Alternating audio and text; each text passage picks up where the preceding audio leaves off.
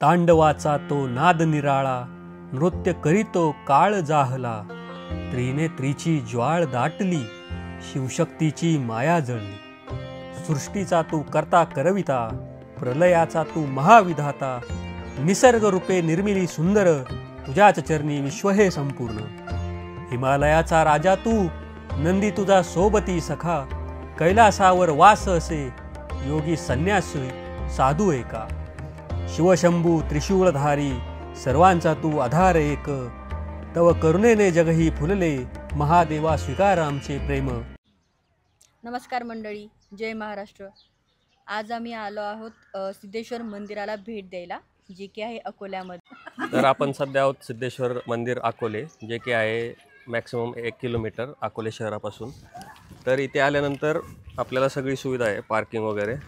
इकडे सारी पार्किंग आहे. डायरेक्ट गाडी मंदिराजवळ येते. समोर गाडी लावल्यानंतर हे मंदिर आहे, मंदिराचा परिसर. तर या मंदिराला 2 दरवाजे आहेत. एक तुम्ही एंट्री केल्या या साईडने आहे आणि दुसरी बॅक साईडने आहे.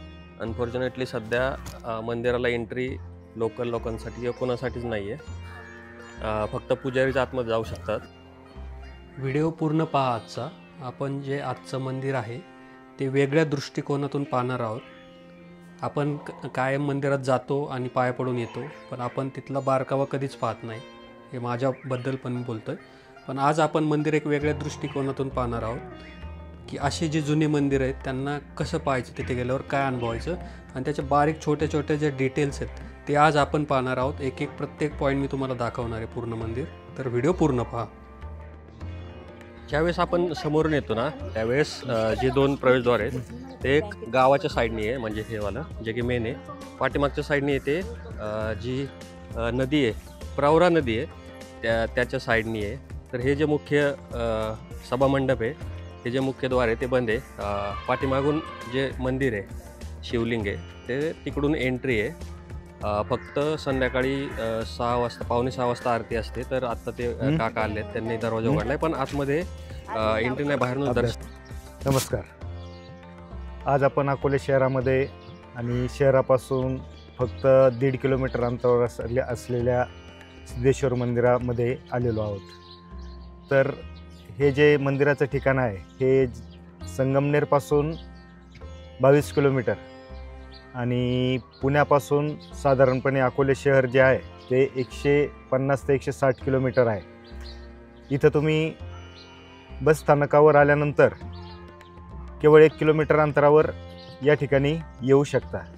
हे मंदिर जे आहे ते यादवकालीन मंदिर आहे आणि साधारणपणे 14व्या शतकामध्ये या मंदिराची स्थापना झाल्याचं बोललं जातं आहे.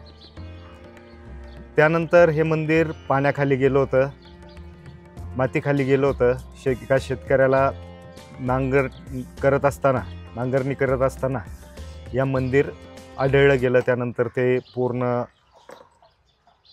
माती उकरून या मंदिराचा शोध लागला साधारणपणे 1780 साली, आणि तेव्हापासून हे मंदिर साधारणपणे ह्या अकोले शहरामध्ये अस्तित्वात आलं असं बोललं जातं आहे. तर हे जे मंदिर आहे, या मंदिरामध्ये जसं ते सापडलं त्यानंतर कोणतंही कृत्रिम बांधकाम केलेलं नाही, पूर्णतः दगडामध्ये आहे. त्यानंतर त्याच्यामध्ये कोणतीही डागडुजी केलेली नाही आणि जसेच्या तसं बांधकाम दगडामध्ये आहे. या मंदिराचं जो प्रवेशद्वार आहे, 2 प्रवेशद्वार आहेत. साधारणपणे एक अमृतेश्वर इथून जे साधारणपणे 50 किलोमीटरवर अमृतेश्वर मंदिर आहे, त्याप्रमाणे याचे रचना आहे प्रवेशद्वाराची. एक प्रवेशद्वार कायम बंद असतं आणि एक खुलं असतं.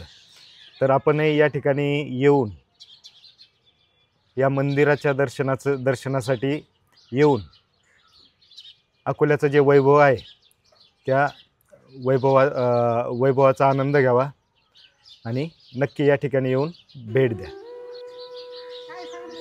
हे आहे प्रवेश मंडप, जे की आपण याला नंदी मंडप असेही बोलू शकतो, कारण नंदी महाराज इथे आहेत.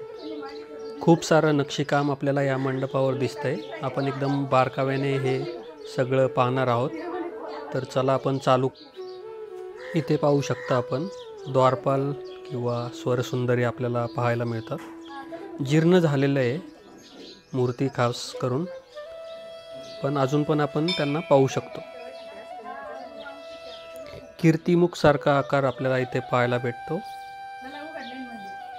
मध्यम आकाराचे शिल्प आपल्याला इथे पाहायला भेटतात आणि हे शिल्प चारही बाजूंनी आहेत. हंस पक्षी आणि एक 3D टाईपमध्ये आपल्याला इथे नक्षीकाम पाहायला भेटतं. वरती जर पाहिलं तर एकदम गोल आणि एकदम शार्प असा नक्षी बनवलेली आहे, राऊंड आहे, गोल असा. खूप साऱ्या मूर्त्या जीर्ण झालेल्या दिसतील. जीर्ण म्हणजे ज्या की थोड्या म्हणजे त्याचा जे शार्पनेस आहे तो निघून गेला आहे आणि ओळखायला थोडं अवघड होतं आहे की काय आहे, पण तरी त्यातली त्यात अजून खूप साऱ्या आकृती आपण व्यवस्थितपणे ओळखू शकतो. वरती जे आहे ते पहा, यक्षिणीचा चित्र आहे, जे की तिचे दोन्ही हात वरती आहे आणि मंदिराचा भार जणू तिने सांभाळला आहे अशी कलाकृती आहे.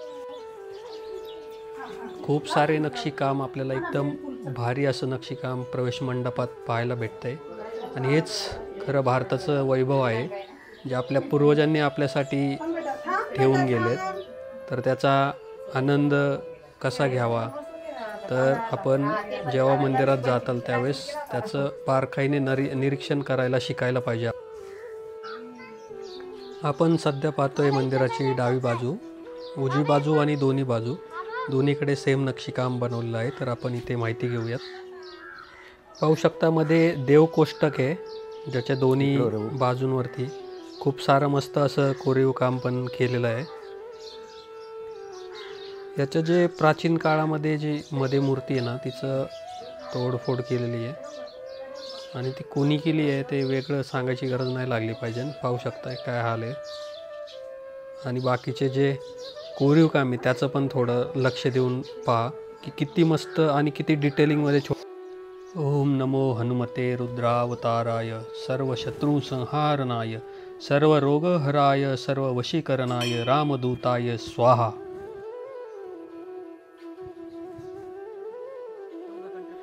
मंदिराच्या वर जर पाहिलं तर छोटे छोटे शिखर आपल्याला पाहायला भेटतात.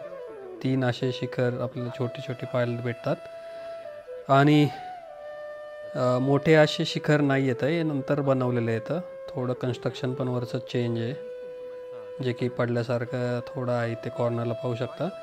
आणि जो पलीकडे आहे तो आपली शान भगवा, असं काही वरचं स्ट्रक्चर आहे सध्याचं. तर हे इथे यांच्यासोबत मी बोललो आहे, तर ते चेंज करायचं असं त्यांची इच्छा आहे. आपण ट्राय करणारच आहोत यासाठी पण. भगवान विष्णूंची मूर्ती इथे आपल्याला पाहायला भेटते. त्याच्यावरती छोटे छोटे आकाराचं कोरलेलं काम आहे आणि वरती पाहू शकता मध्यम आकाराच्या कलाकृती आपल्याला पाहायला भेटतात. अशा 3 प्रकारच्या कलाकृती आणि इथे हंस पक्षी आपल्याला पाहायला भेटतो. वरती कोरीव केलेलं काम आहे आणि फिनिशिंग पहा. वरती ग्राइंडर मशीन वगैरे काही नसताना एवढं सारं फिनिशिंग आलं आहे. इथे पाहू शकता आपल्याला खूप सारे कीर्तिमुख आणि त्यांची एक पूर्ण चेनच पाहायला भेटेल सगळीकडे. खूप मस्त असं मंदिराचं मी तुम्हाला मेन गेटचा वरचा भाग दाखवतो आहे. मस्त असे गणपती बाप्पा प्रवेशद्वारावर आपल्याला इथे पाहायला भेटतील आणि त्यांच्या पाठीमागे 5-6 असे द्वारपाल आपल्याला पाहायला भेटतील. हे पाहू शकता तुम्ही. ही बाहेरवाली जी द्वारशाखा आहे त्याच्यावरती व्याल बनवलेले आपल्याला दिसत आहेत, पहा व्यवस्थित. दाराच्या बाहेर जे असतात ना त्यांना द्वारशाखा बोलतात आणि प्रत्येक द्वारशाखेला एक द्वारपाल असतो. मध्यम आकाराचे इथं शिल्प आपल्याला पाहायला भेटतात. खूप सुंदर आहेत ते, पाहू शकता तुम्ही. हे थोडं जीर्ण झालेलं आहे त्यामुळे ओळखण्यास थोडं अवघड आहे, पण वरती बारकाईने पहा, खूप सारं तुम्हाला दिसेल डिटेलिंगमध्ये.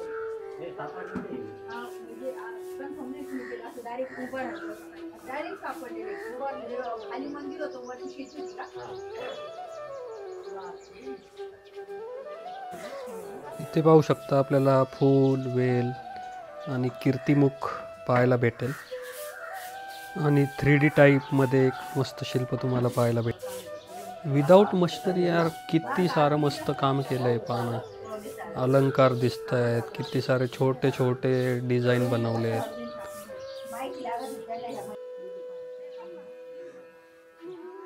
जसं आपण डाव्या साईडनी पाहिलं आहे तसंच आपल्याला उजव्या साईडनी पण सेम शिल्प सगळं काही सेम आपल्याला पाहायला भेटेल. जसे द्वारपाल वगैरे सगळे शिल्प दोन्ही साईडनी पाहायला भेटतील आणि खूप असं मस्त असं नक्षीकाम इथे मन भरून पाहायला भेटेल आणि थोडं रिलॅक्स वाटेल इथे आल्यावर तुम्हाला.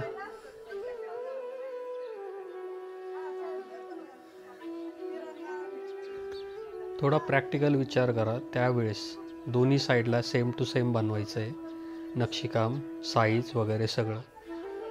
तर त्यावेळेस जर चुकत असेल तर फेकून द्यायला लागेल. तर ते कसं बनवत असतील थोडा प्रॅक्टिकल विचार करा. एकदम सेम आहे साईज, मूर्ती सगळं काही सेम टू सेम दोन्ही साईडला. वरती पाहिलं तर आपल्याला 5-6 देवकोष्टक पाहायला भेटतील. वेगळे देवांची मूर्ती त्यात आणि गणपती बाप्पा, जिथे आपल्याला प्रवेशद्वार असतो तिथे गणपती बाप्पांचा फोटो आपण लावलेला पाहिलाच असेल. देवकोष्टक आपल्याला इथे पाहायला भेटत आहेत. पहा काय नक्षी काम आहे, कोरीव काम. गणपती बाप्पा. आरती सुरू होणार आहे लगेच थोड्या वेळात. आपण आरतीचं शूट घेऊयात आणि तुम्हाला आरती पण दाखवतो कशी होते इथे ते.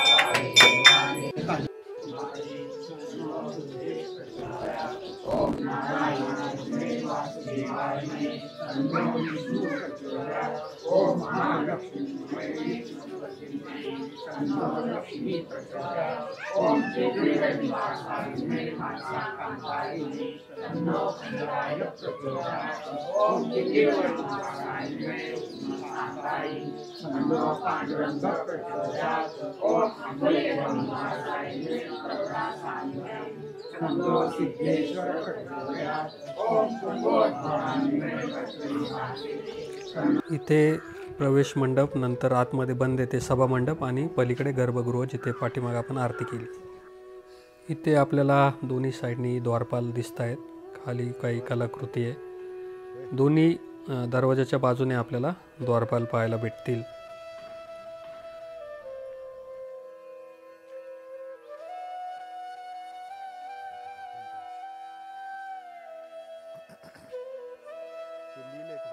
हे मस्त परत नक्षीकाम खूप सारं इथे पाहू शकताय.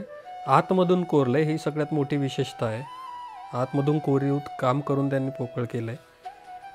मोठं वरती गणपती बाप्पाचा प्रवेशद्वारावरती फोटो आहे. हे व्याल बनवलेले आपण पाहू शकताय. दोन्ही प्रवेशद्वारावर आपल्याला सेम चित्र पाहायला भेटतील.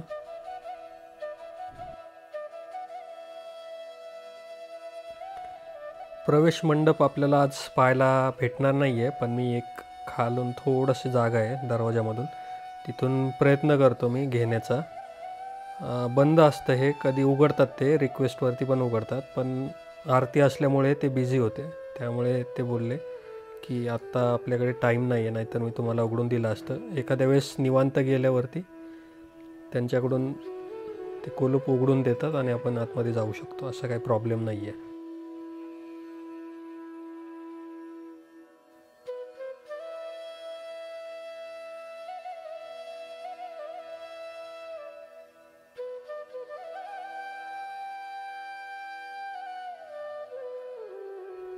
ही मंदिरची बाहेरची बाजू आहे.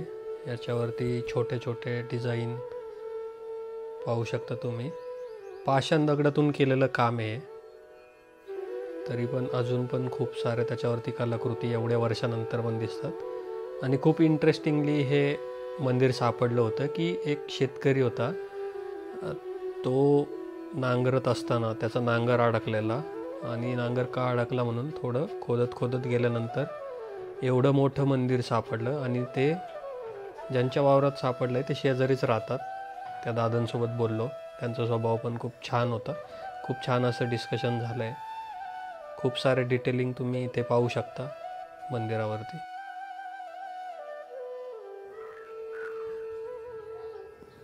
मंदिराच्या या साईडने आपण सभामंडप बाहेरूनच पाहू शकतो कसं दिसतंय ते. आतमध्ये तर जायला नाही भेटलं आपल्याला, पण साईडने एक जागा आहे अशी मोकळी, जिथून आपण पाहू शकतो.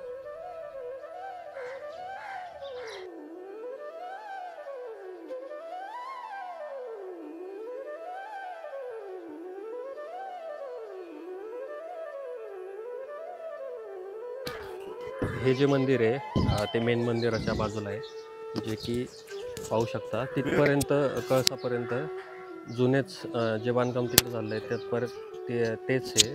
दगड वगैरे सगळं तेच वापरलं. फक्त जो वरचा भाग आहे मंदिराच्या तो नंतर बनवलेला आहे, बाकीच्या गोष्टी यूज करून.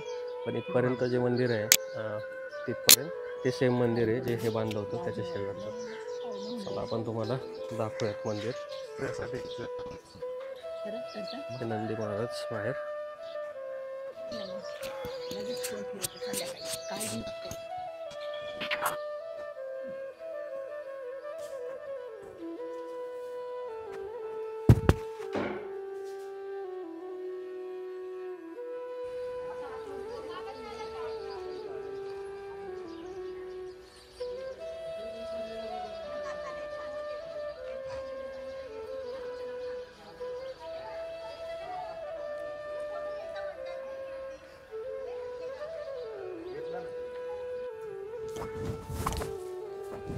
हे आहे राम मंदिर, जे की मंदिराच्या साईडलाच आहे. मंदिर जे मेन गेट आहे त्याच्यावरून राईट साईडला आल्यानंतर हे पण जुनंच मंदिर दिसतंय.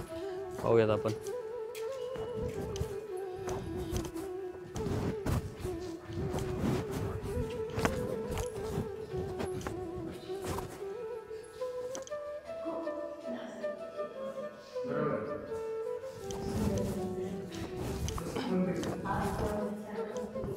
हे अगस्त्य ऋषी आहे ना, अगस्त्य ऋषींची मूर्ती इथे बाहेर. जेवढं आम्हाला समजलं पाया पडताना इथे हात लावायचा, बाकी इथे राक्षस असतो, इथे हात लावायचा आणि हात जायचा.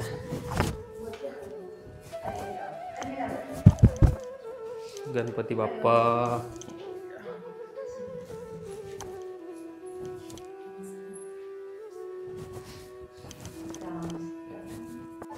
सांगा व्यवस्थित. हां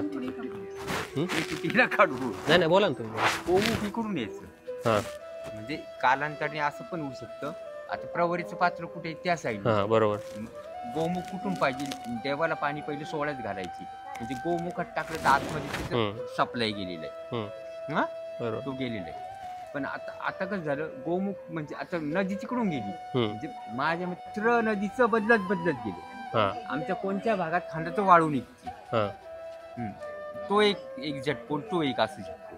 दुसरं एक झटपोल कसं माहिती का, म्हणजे पहिली बांधकाम करायची सवय कशी होती, JCB मशीन वगैरे नव्हती. म्हणजे समजा तेवढं कंस्ट्रक्शन झालं का, म्हणजे 2 फुटाचं बांधकाम झालं, माती ढकलून द्यायची, त्याच्यावर ते दगड चढवायची, असं करून तेव्हा ती हाय स्टेप एवढी लावू शकतो. अच्छा. म्हणजे ते कारण इथं पहा वरती फक्त चुना आहे, हे नंतरच दगड दिसते ना तुम्हाला तिथपर्यंत. पण हे कसं ते जॉईंट व्हायला दगड आहे ना, त्याची तेवढी म्हणजे त्याला एक ठराविक कालावधी लागायचा. अच्छा. ते तेवढ्या कालावधीमध्ये ते याच्यात ठेवायची. आणि अजून एक कारण असं होऊ शकतं का, मोगलांचे जेव्हा हल्ले व्हायचे ते एक कारण असू शकतं. असं 3 कारणे. तर मंडळी असं होतं आजचं मंदिर. इथे एक इंटरेस्टिंग गोष्ट सांगायची आहे की 5:45 वाजता आरती होते. खूप सारे लोक असतात, जसं व्हिडिओमध्ये तुम्ही पाहिलं असेल, आणि सगळ्या लोकांना आरती आणि भरपूर सारे मंत्र पाठ होते. इतकी मस्त आरती होती, मी ती ॲड करेल. भरपूर म्हणजे 15 ते 20 मिनटाची आरती होती. पण इथे तुम्ही रमूल जाल त्या आरतीमध्ये. आणि जर दर्शन घ्यायचे यायचं असेल ना तर संध्याकाळी या, कारण 5, 5:15च्या आसपास मंदिर गेट उघडतं, नाहीतर मंदिरचा दरवाजा बंद असतो. संध्याकाळी आरतीला ते काका येऊन उघडतात आणि आरती होते. तर यायचं आहे तर 5 नंतर व्हिजिट करा, मस्त दर्शन होईल आणि आरतीचा पण मस्त तुम्हाला अनुभव घेता येईल. इथेच करू आपण आजच्या प्रवासाचा शेवट.